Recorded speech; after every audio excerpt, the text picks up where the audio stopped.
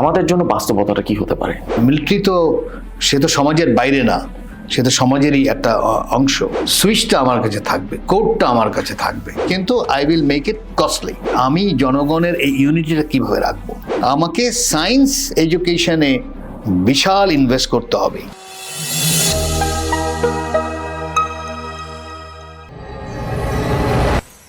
Viewers, welcome to the geopolitical show the chessboard, যেখানে আমরা বিভিন্ন ভূরাজনৈতিক ঘটনার সিস্টেম্যাটিক এক্সপ্লেনেশন আপনাদের কাছে তুলে ধরার চেষ্টা করি।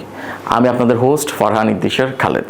মূলত বিশ্ব রাজনীতিতে কোথায় কী ঘটছে, কেন ঘটছে, কতদিন ধরে ঘটছে, ঠিক কী কারণে ঘটছে, এই সকল প্রশ্নের উত্তর সিস্টেম্যাটিকভাবে আপনাদের কাছে উপস্থাপন করা এবং এক্সপার্ট ভ্যালিডেটেড অর্থাৎ অভিজ্ঞ যারা অতিথি রয়েছেন তাদের কিছু বিশিষ্ট আলোচনা আপনাদের কাছে উপস্থাপন করার জন্যই মূলত আমাদের শোটি গড়ে তোলা হয়েছে। আশা করি প্রত্যেকটি এপিসোড থেকে আপনারা খুব সহজভাবেই বুঝতে পারবেন যে কী ডিসকাস করা হচ্ছে এবং ঠিক কেন ডিসকাস করা হচ্ছে। আমাদের আজকের টপিকটি মূলত বাংলাদেশের সামরিক কূটনীতি এবং উন্নত বিশ্বের সাথে সামরিক চুক্তিতে আগানোর বাস্তবতা আমাদের জন্য কি হতে পারে। আলোচনাটা খুবই ইন্টারেস্টিং, আমাদের সাথেই থাকবেন। তবে মূল আলোচনা যাওয়ার আগে এই ব্যাপারে ছোট্ট একটা ভিডিও দেখে আসি।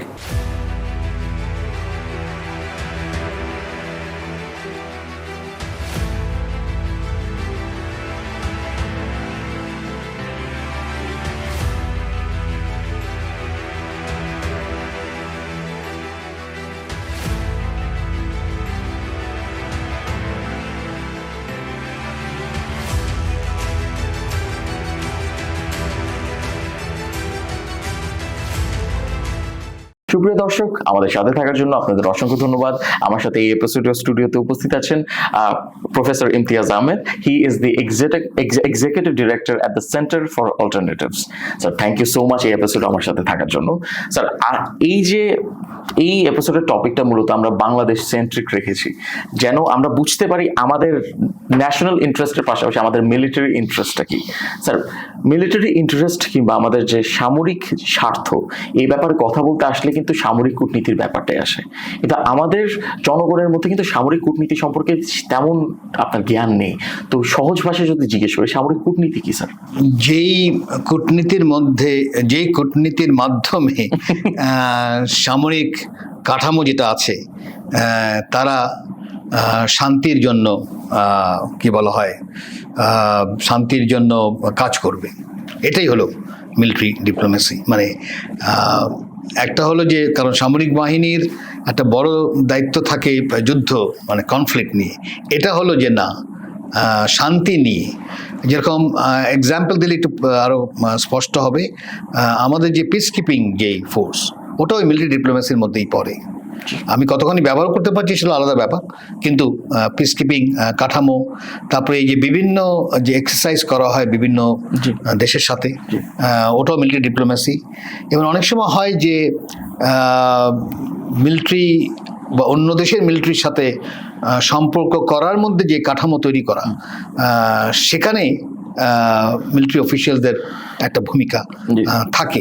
স্যার, এখানে তো আমাদের লাভ হয়, মানে আমাদের দেশের ডেফিনেটলি, মানে মিলিটারি ডিপ্লোমেসি থাকতেই হবে, কারণ না হলে তো আমার আমি যেই শান্তির কথা বলছি এবং যেই কাঠামোটা আমি তৈরি করতে চাচ্ছি, সেটা তো সম্ভব না। কারণ মিলিটারি তো সে তো সমাজের বাইরে না, সে তো সমাজেরই একটা অংশ। তো অনেকেই ওই মিলিটারি ডিপ্লোমেসি শুনলে হয়তো সবসময় মনে করে যে ট্যাঙ্ক চালিয়ে যাবে ইত্যাদি। ট্যাঙ্ক যেন চালাতে না হয়, ট্যাঙ্কের প্রয়োজন আছে, কিন্তু ট্যাঙ্ক চালাতে যেন না হয়, তার জন্য যে কূটনীতিটা করা দরকার, সেটাই হলো মিলিটারি ডিপ্লোমেসি। এভাবে যদি বলা হয় তাহলে মনে হয় আর একটু স্পষ্ট হবে। সেই জায়গায় আমাদের যথেষ্ট কি বলা হয় ক্ষেত্র আছে যেখানে আমাদের ব্যবহার করা দরকার। কিন্তু আমরা যদি আমি একটু ইন্টারজেক্ট করি, আই এম ভেরি সরি। না, বলো। তো আমি জানতে চাচ্ছি স্যার, এই যে আপনি এটাই হয়তো অ্যাড্রেস করতে চাচ্ছিলেন, আমাদের যে কোনো দেশের ক্ষেত্রে যখন আমরা এই যে মিলিটারি ডিপ্লোমেসির দিকে আগাই, সেক্ষেত্রে তো আমরা আমাদের জাতীয় স্বার্থের কথা চিন্তা করে আগাই। পররাষ্ট্র নীতির মাধ্যমে আমরা জাতীয় স্বার্থ আদায় করি, মিলিটারি ডিপ্লোমেসির ক্ষেত্রে আমরা জাতীয় স্বার্থকেই চিন্তা করে থাকি। তো স্যার, আমরা একটি দেশের সামরিক উন্নয়ন বা প্রযুক্তিগত প্রযুক্তিগত দিক থেকে হয়তো আমার মনে হলো যে একটি উন্নত বিশ্বের দেশ, তার কাছে এমন মিলিটারি টেকনোলজি আছে, সেটি আমার দরকার। তো আমি তার সাথে ডিপ্লোম্যাটিক একটা মিলিটারিলি ডিপ্লোম্যাটিক ভাবে আগানোর মাধ্যমে সেই টেকনোলজিটা আমি আয়ত্ত করে নিতে পারলাম। এটাই কি আসলে আপনার সামরিক কূটনীতির একটা খুবই প্রমিনেন্ট বাস্তবতা? ওটা একটু খেয়াল রাখতে হবে যে আমি অন্য দেশের সাথে যখন টেকনোলজি নিয়ে যদি আমি আদান প্রদান করি, সেই আদান প্রদানে যেন কোনো বাধা না থাকে। এটা দুই ধরনের বাধা হতে পারে। একটা হলো যেই দেশ টেকনোলজি দিচ্ছে সে বলবে আমার কাছ থেকে সবসময় নিতে হবে, কিন্তু আমি সুইচটা আমার কাছে থাকবে, কোডটা আমার কাছে থাকবে। আমি যদি এক্সাম্পল দেখাই যে সাউথ কোরিয়া খুবই লেটেস্ট এয়ারক্রাফট কিনেছে আমেরিকার কাছ থেকে, কিন্তু প্রতিদিন সকালে কোডটা আমেরিকার কাছ থেকে আসতে হয়। ওই কোডটা যতক্ষণ না আসে ততক্ষণ সে ফ্লাই করতে পারে না। ঠিক আছে, তার মানে হচ্ছে যে আমি টেকনোলজি যে নিব, সেই টেকনোলজির সব কিছু যেন আমাকে দেয়, এরকম একটা কাঠামোর মধ্যে থাকতে হয় যদি নিতেই হয়। আর দ্বিতীয়টা যেটা আরও ইম্পর্টেন্ট, সেটা হলো অন্য দেশের টেকনোলজির উপর নির্ভর করে আমি আমার জাতীয় নিরাপত্তা তৈরি করতে পারবো না। এটা হলো ফান্ডামেন্টাল। আচ্ছা, আমাকে যদি নিরাপত্তা তৈরি করতে হয় তাহলে আমার নিজের সক্ষমতা বাড়াতে হবে, আমার নিজের টেকনোলজি, আমার নিজের জনগণ ইত্যাদি বাড়াতে হবে। এটা কি স্যার মিলিটারি ডিপ্লোমেসির মাধ্যমে বাড়ানো সম্ভব? এক্স্যাক্টলি, আমি মানে এক্সাম্পল দিলে হয়তো বলা যাবে, যেটা কিছুটা ইরানের আর আমেরিকার যুদ্ধে মোটামুটি পরিষ্কার হয়েছে, মানে কি করে ইরান এরকম একটা, মানে শুধু যে আমেরিকা তা না, ইসরায়েলের মধ্যে জড়িত, তার সাথে আবার বেশ কিছু ইউরোপের দেশও কিন্তু জড়িত মনে রাখতে হবে এই যুদ্ধে। হ্যাঁ, তারপরে আবার আরব দেশের বেশ কয়েকটা দেশ আছে, তারাও আবার এর সাথে জড়িত, তাই তো? এতগুলো দেশকে কে কেমন করে সে সামাল দিল, মানে এখন পর্যন্ত তার জনগণ কেমন করে এটাকে সামাল দিল? একটা হলো যে জনগণের ঐক্যটা, যেটা ভেবেছিল যে ভেঙে যাবে, এই ঐক্যটা এখনো ভাবছে যে আরো যদি প্রেশার দেই, যদি খাদ্য টাদ্য এগুলো যদি আস্তে আস্তে মানে কমতে থাকে, তারা যদি তেল বিক্রি না করতে থাকে, তাহলে আস্তে আস্তে জনগণের উপর প্রেশার পড়বে, তখন জনগণ জেগে উঠবে। এই আশাটা মানে এখনো আছে, রেজিম চেঞ্জের যেটাকে আমরা বলি। কারণ ওইভাবে বেশ কিছু এক্সাম্পল হয়েছে বলেই তারা ওই এক্সাম্পলের মধ্যে এখনো মনে করে যে ইরান এখন পর্যন্ত সেটা ভুল প্রমাণিত করছে, যে তারা বলছে যে না, উই আর রেডি টু, মানে একটা তো শিয়া মানে মার্টারডাম এমনিতেই তাদের ধর্মের এমবেডেড বলতে গেলে, খুব কম ধর্মই আছে যেটাকে মার্টারডামের সাথে এতখানি মানে সম্পর্ক, তাই না? তো সেই জায়গায় যদি আমরা একটু নজর দিই, ওই ইউনিটিটা খুবই দরকার আমার, কি বলা হয়, আমার সিকিউরিটি যদি আমি রাখতে চাই। তো ওটা তো মিলিটারি ডিপ্লোমেসির একটা বিরাট অংশ, যে আমি জনগণের এই ইউনিটিটা কিভাবে রাখবো। আচ্ছা, আমি আজকে বাংলাদেশের জনগণকে কিভাবে ইউনিটি রাখবো, মিলিটারি দায়িত্বটা কি, ওই দায়িত্বটা যে পালন করবে সেটা তার ডিপ্লোমেসি থাকতে পারে। তার মধ্যে একটা এক্সাম্পল হতে পারে যে সে দেখবে যে আমার টেকনোলজি বাড়ানো দরকার, তাই না? আমার মিসাইল টেকনোলজি দরকার, বা আমার ড্রোন দরকার, মানে আমার নিজের দরকার, মানে অন্য দেশের উপর না। তাহলে তার একটা হবে, কাঠামো থাকা দরকার যে আমার বিজ্ঞান চর্চা বাড়ছে কিনা বাংলাদেশে, সায়েন্স, তাই না? আমার ইঞ্জিনিয়ার হচ্ছে কিনা, অ্যাবসলিউটলি, তাই না? এবং তারা থাকছে কিনা, শুধু ইঞ্জিনিয়ার হলে হবে না, ইঞ্জিনিয়ার হলেও তারপর সে এক পা বাইরে বিদেশে চলে আসলে তারা তো হবে না। তো এখন ওইটা করারটা তো একটা ডিপ্লোমেসির অংশ হতে হবে, কারণ বিভিন্ন দেশের সাথে নিয়ে কাজ করা, যে হ্যাঁ ওই টেকনোলজি এই টেকনোলজি, কিন্তু ওটা আমি বাংলাদেশের আমার ইঞ্জিনিয়ার তৈরি করার যে কাঠামোটা যদি আমি তৈরি করি, যেই কাঠামোর মধ্যে তারা ওই ড্রোন বলা হয়, মিসাইল বলা হয়, বিভিন্ন যেই কম্পিউটার যে টেকনোলজি আছে, এমনকি স্পেস টেকনোলজি, এমনকি যেটা এখন এই যে আর্টিক নিয়েও শুরু হয়েছে, যে আমি আর্টিকের যে রুট হবে সেই রুটে বাংলাদেশ কিভাবে গেইন করতে পারে। তো এটা তো ডিপ্লোমেসির একটা, মিলিটারি ডিপ্লোমেসির একটা অংশ হবে। ঠিক একইভাবে মনে রাখতে হবে যে অনেক সময় হয় যে ওই সাইডে যারা আছেন তাদের ক্ষমতার মধ্যে সামরিক অফিসিয়ালসরাই হলো বড় ক্ষমতা রাখে। এটা ভালো এক্সাম্পল হলো, একটা এক্সাম্পল হলো মিয়ানমার, আর ওদিকে পাকিস্তান যদি আমি বলি। তাহলে মিয়ানমারের সাথে যদি আমি রোহিঙ্গা নিয়ে সমাধান যদি করতে চাই, তাহলে আমি মনে করি যে মিলিটারি ডিপ্লোমেসির একটা বড় ভূমিকা আছে, কারণ ও পাশেও তো মিলিটারি, সে তো একটা মিলিটারি আর একটা মিলিটারি কিন্তু চিনে ভালো, তাই না? এবং তাদের রেসপেক্টও আবার আসে। ওই যখন সিভিল মিলিটারি হয়ে যায় তখন ওই রেসপেক্টও ঝামেলা হয়ে যায়। আর এভাবে আমি বেশি জানি তোমার চেয়ে, আর ওভাবে না আমি বেশি জানি, এই নিয়ে পার্সপেক্টিভটা বুঝতে পারে। হ্যাঁ, কিন্তু দুটোই যদি মিলিটারি হয় তখন সে বার্গেন করতে সুবিধা হয়।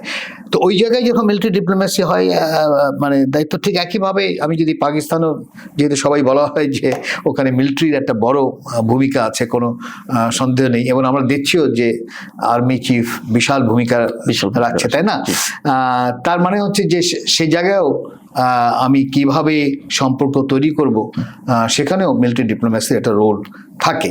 তো ওই জায়গায় মানে একেবারে নির্দিষ্ট বলা যাবে না যে এটাই কিন্তু মনে হতে হবে যে মিলিটারিও তো একটা সোসাইটির একটা অংশ, এবং সেখানে কিভাবে সোসাইটিকে সিকিউর করতে পারে, সেটা এডুকেশনাল ক্ষেত্রে যেমন, হেলথের ক্ষেত্রে যেমন, ডিজাস্টার ম্যানেজমেন্টের ক্ষেত্রে, পিস কিপিং যেমন, এই মানে যতগুলো আছে সবটার মধ্যে তারা যদি কি বলা হয় চিন্তা ভাবনা না করে, তাহলে তো আমি বেশি দূর অগ্রসর হতে পারবো না।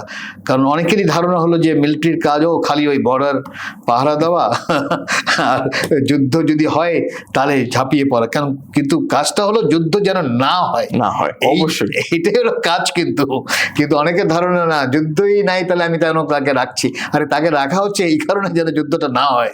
তো যুদ্ধ যেন না হয় সেই ডিপ্লোমেসি তো করতে হবে তাকে। তো সেটাই হলো military. Thank you so much sir, it was brilliantly sir. আমি স্যার এবার জিজ্ঞেস করতে একটা খুবই স্পেসিফিক ব্যাপারে ইনকোয়ারি করতে চাচ্ছি।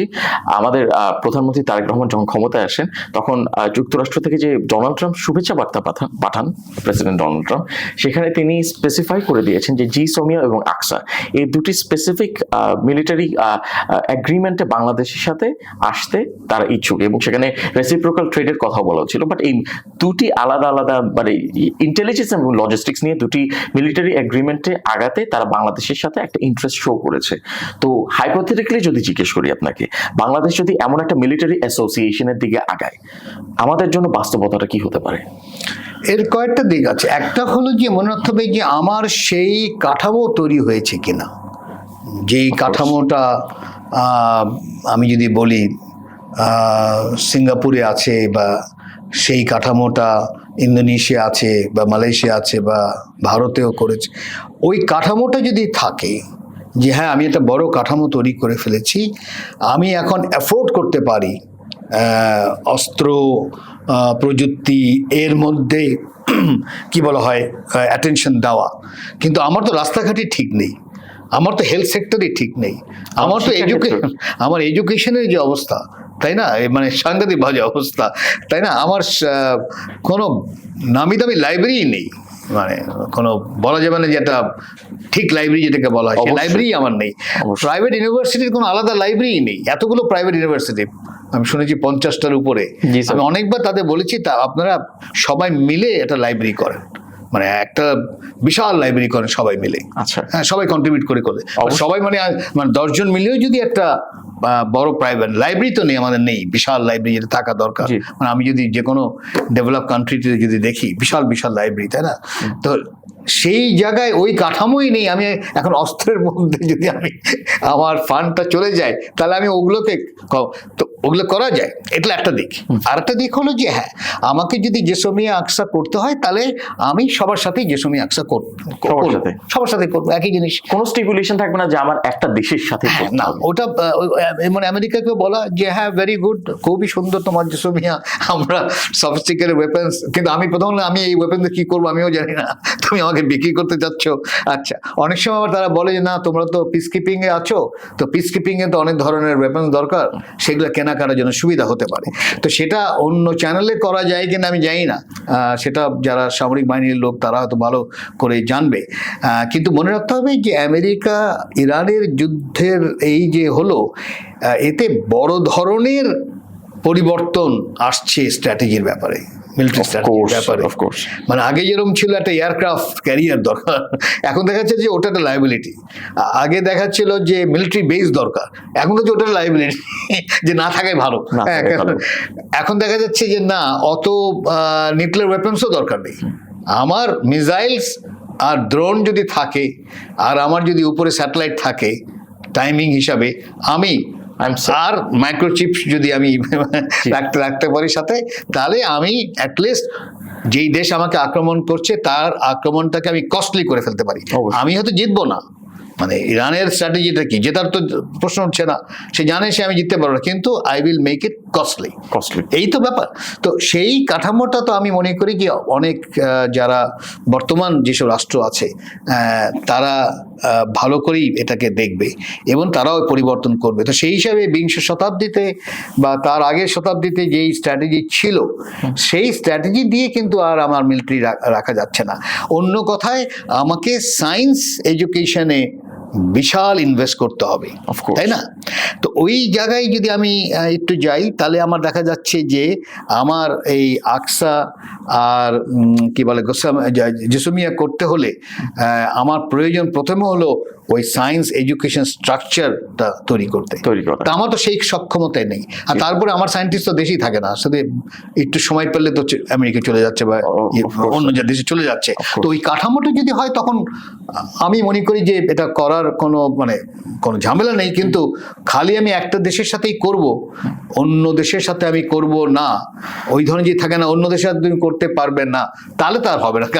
কারণ অন্য দেশের সাথে তো আমার অর্থনৈতিক ডেভেলপমেন্টাল বিভিন্ন ধরনের সম্পর্ক, যেই সম্পর্কে তুমি লাভ হও, মানে এটাকে যদি আমেরিকাকে বোঝাতে হবে যে আজকে আমার একাধিক দেশের সাথে সম্পর্ক আছে বলেই তোমার জেসি পেনি, ওয়ালমার্ট এরা প্রফিট করতে পারছে।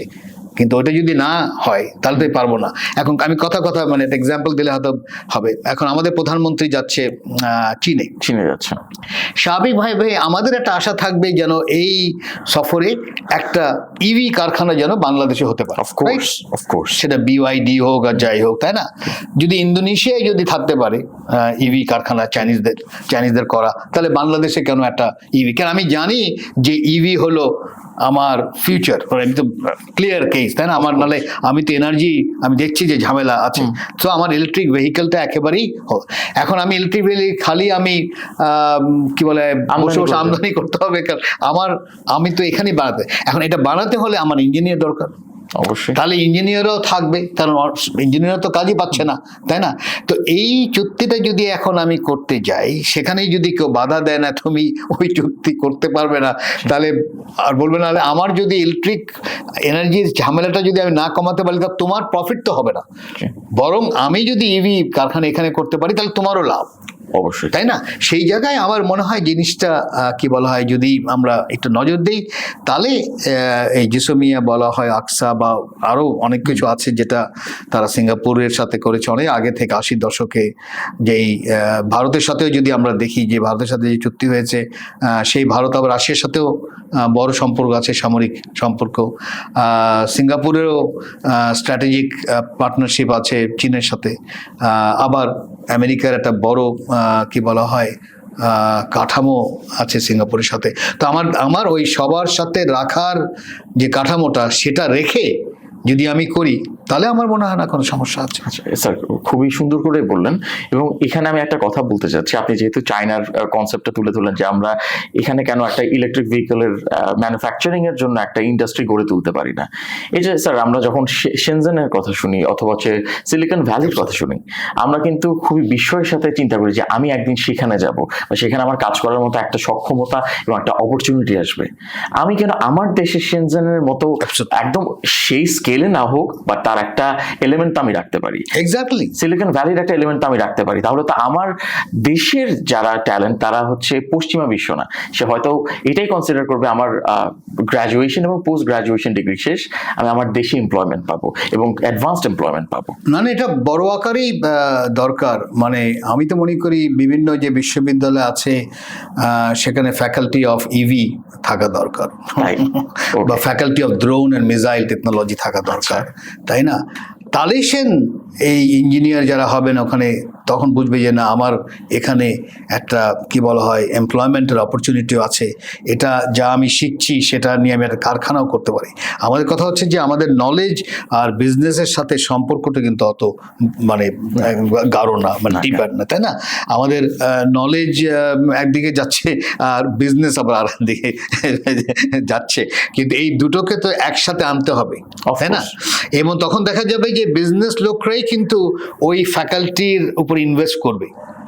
হ্যাঁ, যে আরে আমার তো দরকার এই জিনিসটা, মানে এই ধরনের একটা টেকনোলজি আমার দরকার। সে যদি সারাক্ষণ বসে থাকে এটা চীন কবে দিবে, জাপান কবে দিবে, আমেরিকা কবে দিবে, সেটা তাহলে হবে না। আর একটা জিনিস মনে রাখতে হবে, জেসমিয়ার ব্যাপারেও কিছুটা এবং কিছুটা আকসার ব্যাপারেও যেই অ্যাট্রাকশনটা ছিল আমেরিকার টেকনোলজির ব্যাপারে, সেটা কিন্তু এখন কমতে শুরু করেছে।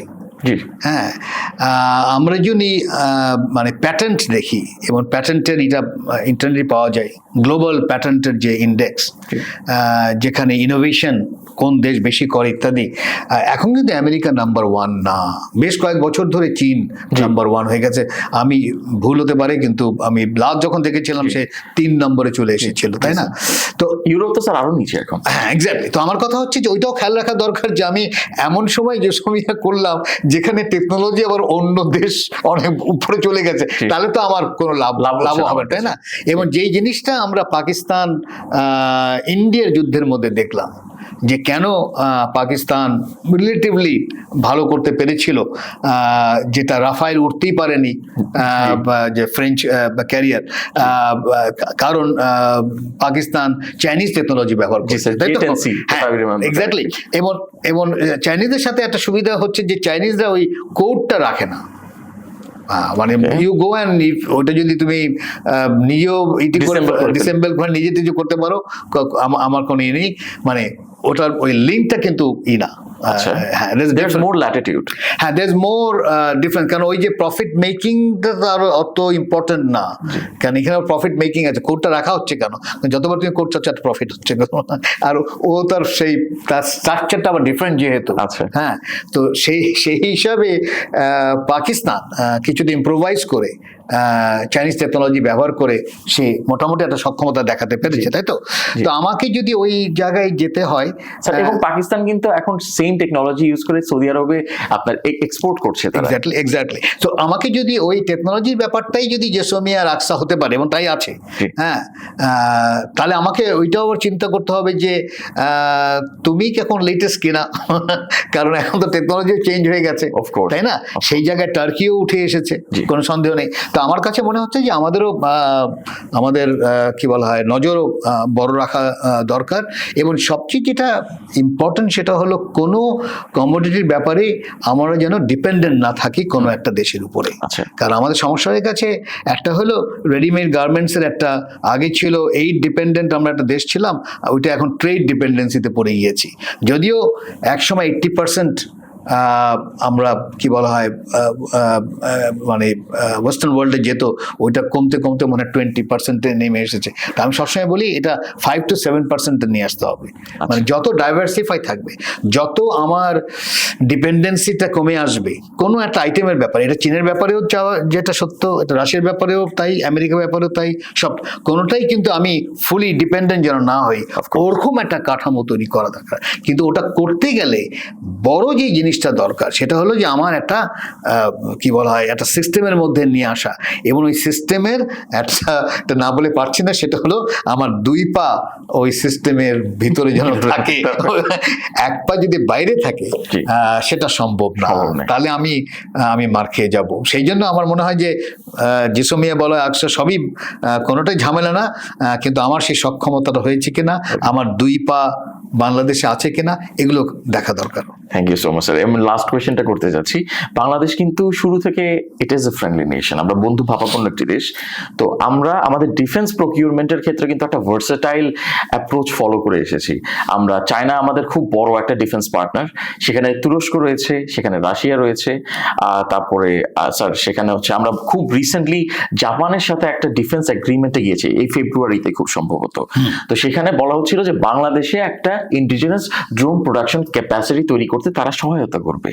তো আমরা তো স্যার মোটামুটি আপনি যে ভার্সিটিলিটির কথা বলছিলেন সেই অ্যাপ্রোচের দিকে আগাচ্ছি। তো আপনার একাডেমিক এবং প্রফেশনাল এক্সপিরিয়েন্স থেকে আপনি বাংলাদেশের ডিপ্লোম্যাটিক এবং মিলিটারি কমিউনিটিকে কি রেকমেন্ডেশন দিয়ে থাকবেন যে তারা হয়তো এই আরেকটা স্পেসিফিক অ্যাপ্রোচ নিলে হয়তো বাংলাদেশের ক্ষেত্রে লেভারেজটা আরেকটু এনহ্যান্সড হতে পারে বা আমরা আরো bigger share of the pie পেতে পারি? বিশাল ইনভেস্টমেন্ট দরকার এডুকেশনে, আচ্ছা, এবং সায়েন্স এডুকেশনে। You can't stress this enough sir. এটা এত বেশি দরকার, এটা চিন্তা করা যায় না।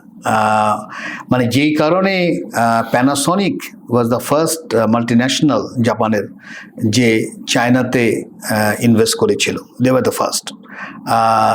এবং তারা দেখছে যে আমি এই ক্যামেরা বা যা বানাই টেলিভিশন, এগুলো যদি জাপানে বানাই তাহলে তার কস্ট হবে এত, কিন্তু এটা যদি আমি চায়নাতে বানাতে পারি ওখানে আমার কস্ট কমে আসবে। এবং কেন চায়না চিন্তা করলো? কারণ চায়না তখন এডুকেশনে তার ইঞ্জিনিয়ার একেবারে রেডি। তোমার 300 ইঞ্জিনিয়ার দরকার, ইয়েস স্যার, কালকে দরকার, দিয়ে দিচ্ছি। আমার 5000 ইঞ্জিনিয়ার দরকার, 5000 কেন, 10,000 দিতে পারে। মানে কথা হচ্ছে স্কেল আপ করতে পারে, অফকোর্স, মানে তাই না? ওদের প্রোডাকশনাল স্কেলে ওখানে ওদের কিন্তু যে বড় ফ্যাক্টরি না, কিন্তু ওদের কনসেপ্ট হলো যে ছোট, কারণ ইনোভেশন এত বেশি হয়ে যাচ্ছে, ওরা ওই ছোট ছোট কিন্তু অল আর টাইড আপ। সো আমার এই কাপটা দরকার এখন এই কালারে, কিন্তু আমার ইয়ালো, কিন্তু ওরা ওই ফ্যাক্টরি লাইন করে না যে এই একই ধরনের কাপই বাড়াচ্ছে, তা না, এত ছোট করে বানায় যে খুব তাড়াতাড়ি আবার চেঞ্জ করতে পারে। এই কারণেই কিন্তু তাদের স্কেল আপ করার মানে পদ্ধতিটা একটু ডিফারেন্ট।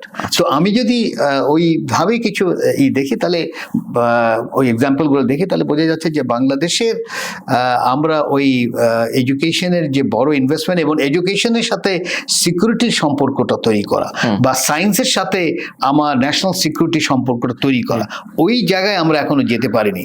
যে সায়েন্স যাচ্ছে, সে যখন বার হয়ে আসে কার্জন হল থেকে, সে দেখে আরে আমার তো কিছু করো না, একটা তো এসে দেখে রিক্সা, তো এবং রিক্সা পড়ানোই হয় না তাকে তো রিক্সা পড়ানো উচিত ছিল, কারণ রিক্সা সেই কবে এসেছে, 6টা রিক্সা বলে এসেছিল কলকাতা থেকে 19th সেঞ্চুরিতে বলে, বা আর্লি 20th সেঞ্চুরিতে। হ্যাঁ, ওই ডিজাইন ইদানিং কালে চেঞ্জ হচ্ছে।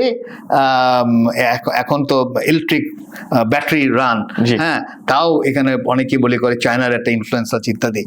কিন্তু এটা তো ওয়ান অফ দ্য কি বলা হয় কোর্স থাকা উচিত ছিল রিক্সা ইন ফিজিক্সের পাশে কি বলা ফিজিক্স অফ রিক্সা। ডালেশন যে ফিজিসিস্ট, সে রিক্সাকে চেঞ্জ করে ওর মধ্যে গান টান এনে টেনে অনেক ধরনের পরিবর্তন করে ফেলতে পারতো, তাই তো? তো ওই কম্পালশনটাও হয়ে ওঠেনি। তো যার জন্য সে এসে দেখে যে আমার কিছু নেই, তাহলে আমি চলে যাই, আমি বরং নিউ ইয়র্কে চলে যাই, ওখানে যেটা আমি যা পড়েছি সেটা আমি ইজিলি ওখানে অ্যাপ্লাই করতে পারছি, কথা বলছি, অবশ্যই, তাই না? তো আমার কাছে সেখানে একটা পরিবর্তন করা দরকার কাঠামোগত। তো আমি লিঙ্কটা যদি আমি না দেখি যে আমার এডুকেশনের সাথে আমার ন্যাশনাল সিকিউরিটি, আমার সায়েন্সের সাথে ন্যাশনাল সিকিউরিটি, এগুলো যদি আমি না দেখি, তাহলে কিন্তু আমি মানে নিজের উপরে দাঁড়াতে পারবো না। যার জন্য বলছি যে আমাকে যদি আসলেই জাতীয় নিরাপত্তা যদি বলি, বা আমাকে যদি একেবারে নিজের উপর দাঁড়াতে হয়, তাহলে কি কি করা দরকার সেটা কয়েকটা দেশের এক্সাম্পল যদি আমরা দেখি, তাহলে বোঝা যাচ্ছে যে তারা সবাই কিন্তু ইনওয়ার্ড লুকিং ছিল, নট আউটওয়ার্ড লুকিং, তাই না? তো ওই ইনওয়ার্ড তা আমাদের এখন পর্যন্ত কিন্তু হয়ে ওঠেনি। আমরা এখনো যেটাকে সবাই বলা যায় আমরা ইন্টেলেকচুয়ালি এখনো কলোনাইজ। তো আমাদের ওইখানে ডিকলোনাইজ হইতে হবে প্রথমে। আমাদের সিলেবাস এগুলো এখনো ওই কলোনিয়াল সিলেবাস এখনো চলে আসতে আছে এক একটা university. So university is a good place, যেখানে যদি পরিবর্তন যদি করতে পারতো, এক একটা নতুন ফ্যাকাল্টি তৈরি করতে পারতো। বর্তমানে ইভির কথা বলছিলাম, স্পেসের কথা বলছিলাম, ফ্যাকাল্টি অফ আর্টিক সায়েন্স নিয়ে যদি ফ্যাকাল্টি, তাহলে আমরা অগ্রসর হয়ে থাকবো। আর্টিফিশিয়াল ইন্টেলিজেন্সের উপরে কিন্তু আরো exactly there should be faculty of AI, কোনো সন্দেহ নেই। বিভিন্ন অ্যাপসের, মানে এখন তো এআই কে আমি কোনোভাবেই বাদ দিতে পারছি না, তাই না? যার জন্য আমি সেদিনকেও একটা ইউনিভার্সিটিতে গিয়ে বললাম যে আপনাদের পরীক্ষার সিস্টেম তো চেঞ্জ করতে হবে। কারণ পরীক্ষার সিস্টেম এআই যুগে তাকে যদি বলা হয় একটা পেপার নিয়ে আসতে, সে তো 2 মিনিট লিখে নিয়ে আসতে পারবে। 2 মিনিট লাগবে। তাই তো বলছি, আপনি কোন পেপার চাচ্ছেন হবে, তাই না? তার মানে আমার ওই যে একটা রিপোর্ট দেওয়ার যে সিস্টেমটা ছিল, আমি যেটাকে কি বলা হয় টার্ম পেপার বলি ভাই, ওটা তো এখন আর মানে এখন মানে কোনোভাবেই রেলেভেন্ট না। কারণ হচ্ছে আমার যেই টেকনোলজি এসে গেছে সেখানে আমাকে নতুনভাবে চিন্তা করা যায়। এখন অনেক দেশ আছে যেটা ওরাল এক্সাম নেয়, হ্যাঁ, কিন্তু ওটা আবার ঝামেলা আছে, কারণ সবাই আবার ওরাল পিপল না, কেউ কথা বেশি বলতে পারে, কেউ অনেকে আছে ইনওয়ার্ড লুকিং, কথা কম বলে, তাহলে পরীক্ষা আবার অ্যাসেসমেন্ট খারাপ হয়ে যাবে। তার মানে হচ্ছে যে আমাকে একটা ব্রেইন স্টর্ম করতে হবে যে এআই এসেছে, আমার টার্ম পেপার দিয়ে লাভ হচ্ছে না, আমি কি সিট ডাউন এক্সাম, আচ্ছা সিট ডাউন এক্সামেও একটা ঝামেলা আছে, কারণ সবাই যে রিটেনশন পাওয়ার ভালো তা না, সবাই কিন্তু সে হয়তো প্রচণ্ড ক্রিয়েটিভ, মানে আইনস্টাইনই একজন যা রিটেনশন খুব একটা ভালো ছিল না, ও মনে হয় ইংলিশ না কোথায় জানি ফেলও করেছিল ল্যাঙ্গুয়েজে, তাই না? এবং জেনারেল ম্যাথস স্যার, যাই হোক, মানে ছাত্র হিসাবে অত ভালো ছিল না, তো সেই জায়গায় রিটেনশন যে সবারই ভালো হবে তাও না। তো সেখানে আমার পরীক্ষার পদ্ধতিটা কি হবে এটা নিয়েও আমি মনে করি যে বিভিন্ন বিশ্ববিদ্যালয় খুব সিরিয়াসলি বসা দরকার। আচ্ছা, thank you so much sir, খুবই খুবই গুরুত্বপূর্ণ একটা ডিসকাশন ছিল, এবং আপনি যেভাবে করে এডুকেশনের উপর এমফাসাইজ করেছেন, এইটা আসলে মানে বিশ্বে নজির আছে। China is where they are today because of their investment in education, so is the US sir. আমরা কিন্তু আমাদের প্রথম চয়েস হিসেবে যখন পিএইচডির জন্য অ্যাপ্লিকেশনের দিকে আগাই, দ্য ইউএস, আমরা যখন এখন চায়নার প্রতিও কিন্তু একটা ভালো ধরনের প্রপালশন যাচ্ছে। তো স্যার আশা করি এই যে নলেজ সিকিউরিটি যে নেক্সাসটার কথা আপনি বলছেন, এটা আমরা সোফিস্টিকেটেড ভাবে আমাদের দেশে ইমপ্লিমেন্ট করতে পারি।